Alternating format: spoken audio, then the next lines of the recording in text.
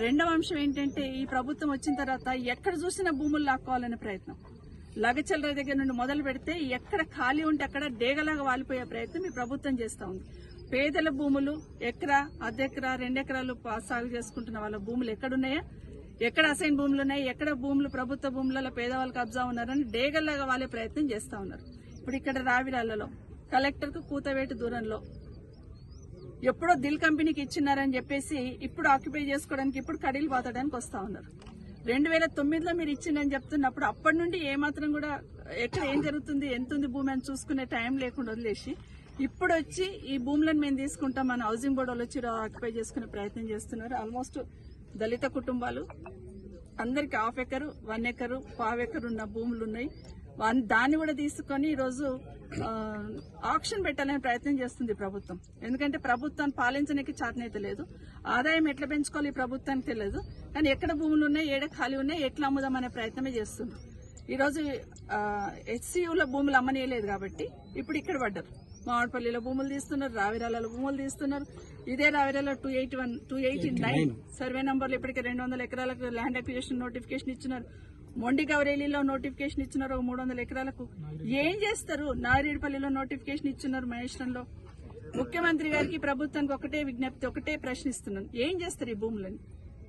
ఇన్ని భూములు పేదవాళ్ళ దగ్గరికి లాక్కుంటున్నారు కదా. ఇప్పటికే మీ చేతిలో 14,000 ఎకరాల భూమి ఉంది కదా. ఎలక్షన్ కన్నా ముందు ఆ ఫార్మాసిటీకి సంబంధించిన 14,000 ఎకరాలు వెనకకిస్తామని మాట ఇచ్చి ఎన్నికలకు వస్తుంది, ఓట్లు వేయించుకుంటే గెలుస్తుంది, పదవిలోకి వస్తుంది. రాగానే ఇప్పుడు ఆ 14,000 ఎకరాలు పక్కకు పెట్టి కనీసం ఇక్కడ ఈ మహేశ్వరం ఇబ్రాహీంపట్నంలోనే దాదాపుగా 4,000 ఎకరాల భూములను అక్వైర్ చేస్తా ఉన్నారు. ఎంతమంది పొట్టగొడతారో, ఎంతమంది పేదవాళ్ళని రోడ్డు మీద పడేస్తారు అనేది ఈ ప్రభుత్వాన్ని ప్రశ్నిస్తా ఉన్నాను. దయచేసి హౌసింగ్ బోర్డు వాళ్ళైనా, రెవెన్యూ డిపార్ట్మెంట్ వాళ్ళైనా సర్వే నెంబర్లు మార్చి మీరు ఇచ్చేస్తా ఉన్నారు. దయచేసి అట్లా చేసే ప్రయత్నం చేయకండి. మీరు ఈ సర్వే నెంబర్ 73 అని మా వాళ్ళందరూ చెప్తా ఉన్నారు, మీరు 289 అంటా ఉన్నారు. 73 సర్వే నెంబర్లో 71 నుండి వాళ్ళు పైసలు పట్టి పైసలు కట్టుకుంటూ వస్తా ఉన్నారు. మరి అప్పుడు 73 సర్వే నెంబర్ ఉన్నప్పుడు ఇప్పుడు 73 సర్వే నెంబర్ లేదంటే రైతులు ఎటుపోతారు? వాళ్ళ తాతలు ముత్తాతల నుండి కూడా భూములు చేసుకుంటున్నారు. ఈరోజు జబర్దస్త్గా పోలీస్ హెల్ప్ తీసుకుని వాళ్ళని భయభ్రాంతులకు గురి చేసి ఈరోజు కడీలు వాతే ప్రయత్నం చేస్తున్నారు. దయచేసి ఇట్లాంటి దానికి పూనుకోకండి. రైతులను ఇబ్బంది పెట్టే ప్రయత్నం చేస్తే చూస్తూ మాత్రం ఊరుకోం. ఎంతమంది రైతులు ఉన్నారు మేడం? 300 మంది రైతులు. 100 కుటుంబాలు ఉంటాయట. కుటుంబానికి 4 వేసుకుని 400 మంది ఉంటారు. వాళ్ళందరూ దీని మీద బ్రతుకుతుంటారు.